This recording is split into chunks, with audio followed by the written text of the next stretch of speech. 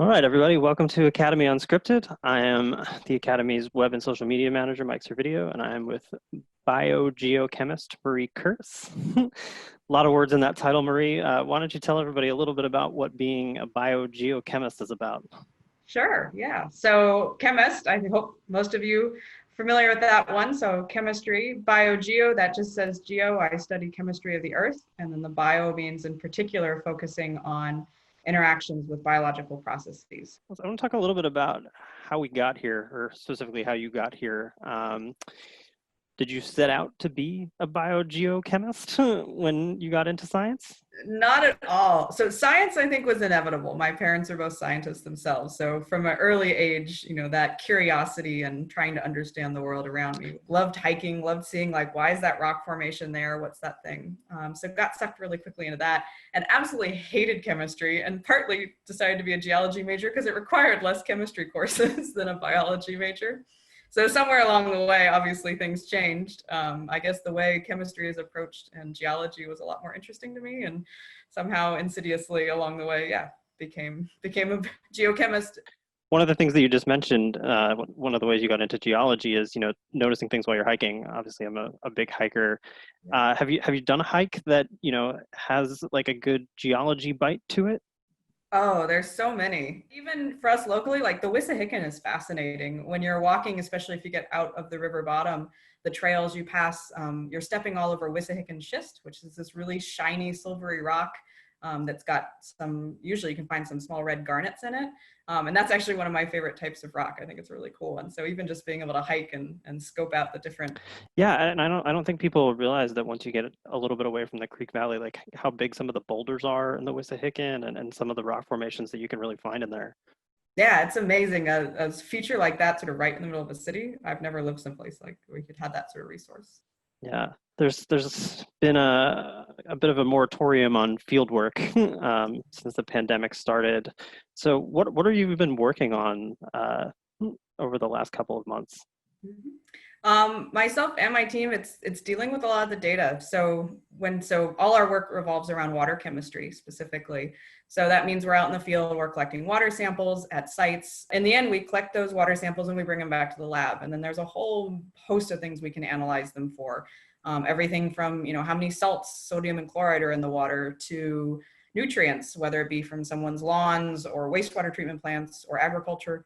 And then also things like contaminants. Has there been any interesting results or anything interesting with the data that you've figured out over the last couple of months? One of the ones that's been the most fun, it's been trying to understand how much forest a watershed, so the area, the geography where water drains to a stream, how much forest land cover do you need in that geography to really keep water quality sort of pristine and clean for the ecosystem, but also for us as humans. Or especially in Philadelphia, all of our drinking water comes from the Delaware, the Schuylkill, but the rivers around us. So we want to try and keep that water clean as much as we can, rather than spending the cost and time and dubious success at cleaning it afterwards. I know one of the big projects that your group works on at the Academy is the Delaware River Watershed Initiative. Can you tell me a little bit about what your group does with that project?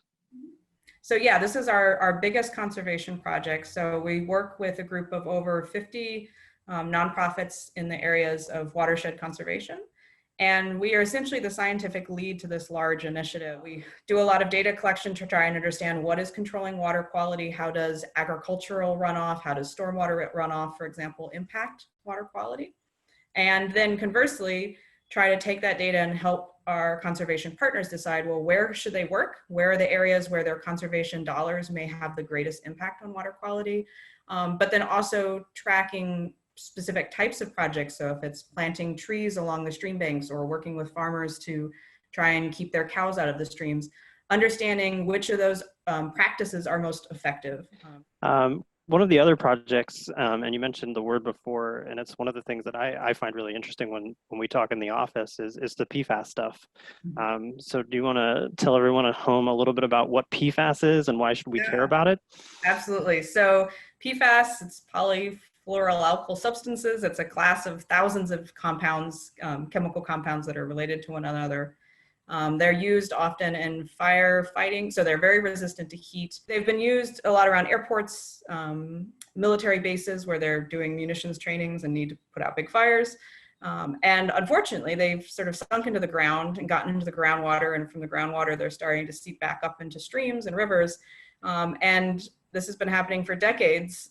And increasingly, there's been more and more evidence that these are quite toxic. And they've become so pervasive, they don't break down in the environment like most things. And so they've just been sort of stocking up in the environment. The fact now they see them in glaciers in the Arctic and water, it's in a lot of our water systems, which at very small concentrations probably doesn't matter, but especially around Philadelphia, there's some spots where there's some really high concentrations in the water that we use as our source for our drinking water.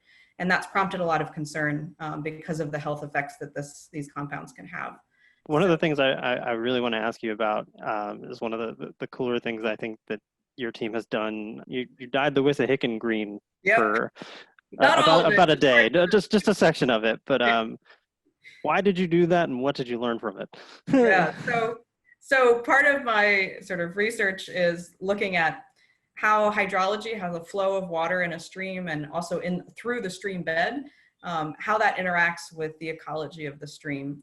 And so, for example, there's a lot of microbes that live around the rocks in the stream bed that do a lot of chemical processes like breaking down nitrate, which is a common pollutant. So the more we understand how active this biology is, what controls how active it is, the better we understand its sort of function in things like naturally removing a lot of the pollutants that the wastewater treatment plants put into the river, especially the Wissahickon. So yeah, that was the exact goal there. There's 2 wastewater treatment plants that dump their effluent into the creek. Legally, they're well within their permits, but they add a lot of nutrients as well as potentially other chemicals to this river system. And we wanted to understand how that affects the health of the downstream river, and especially the ecology's ability to process some of those nutrients and other pollutants. I remember that being kind of a fun day on the Academy social media too, of us posting some of those pictures and people going, "What are you guys doing? Isn't that safe?" And it's like, yes, it's safe. It's science, guys. You ready for the lightning round? Oh boy, sure. Do you have a favorite collection or a favorite item in the collections? So favorite would be up in invertebrate paleontology, the Annette Benning collection of ammonites and other fossils. This really wonderful pioneering woman geologist. Yeah, very cool stuff. Do you have a least favorite item in the collections? Yeah, down in the basement, close to where we have our storage, is this seal. He's a little ratty looking, and in the dark in the basement. The mammalogy collection. A few times. Yeah. And an event for the Academy, what would its focus be? I would love to have a big kayaking event, like a big paddle down the Delaware, the Schuylkill. I am down for that. Let's do that. Yeah. What's your favorite diorama in the museum? Too many to count. They're all wonderful. I like them all. I love trying to find this, pretty sure there's at least one other mammal and one other bird in every single one of the dioramas. I love trying to find those. What other department other than your own would you like to work in? I think exhibits would be really cool. I don't know. Something about the art component of that sounds fun. Which department would you not want to work in? The summer camps. I don't have the patience to work with kids. I don't think I could do it either. I'm a granny teacher as well. I'm in awe. If you could be another animal or plant for the day, what would you choose? Some sort of bird, because I love satellite imagery and seeing those, be able to look straight down at the earth. I think that would be phenomenal. Yeah, I don't know what else I would definitely choose some kind of bird. Do you have a favorite spot in Philly or nearby? Ooh, so the park outside my house, Shortridge Park, I live out in Wynwood, is a really, I just love sitting out there, my little spot of nature, my local spot of nature. And last one, what is the most wondrous thing in the natural world to you? The fact that it exists, just the nature, the interconnections, the complexity of it, to me is just mind-boggling and endlessly fascinating. All right, well, thanks, Marie. It's been good talking with you. Yeah, thanks, Mike. This was great.